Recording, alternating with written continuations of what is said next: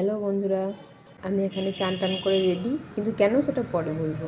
প্রথমে পুজোর বাসনগুলো ধুয়ে নিলাম, কিন্তু কি পুজো হবে সেটা তোমাদেরকে পরে বলবো। পুজোর জায়গাটাও বেলুন মালা দিয়ে খুব সুন্দর সাজিয়ে নিলাম।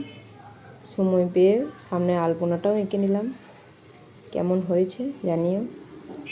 এইবার আমার ছোট্ট সোনাটাকে রেডি করে দিলাম, ও খুব খুশি। তারপরে এখানে আমিও রেডি হয়ে গেলাম।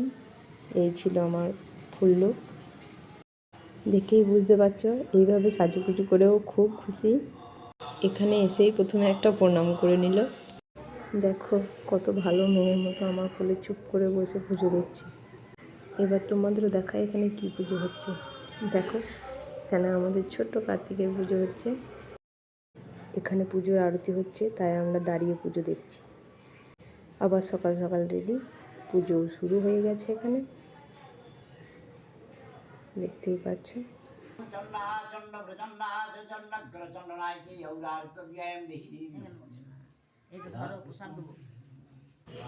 ও এখানে পুজো দেখতে চলে এসেছে, ও শুধু আছে প্রসাদের লোভে।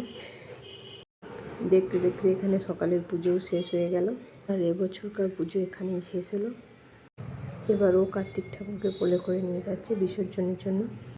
তো চলো তোমাদের দেখায় ঠাকুর কোথায় বিসর্জন হবে। এটা আমাদের এখানের একটা ছোট্ট পুকুর, ঠাকুর এখানেই বিসর্জন হবে। এই যে দেখো।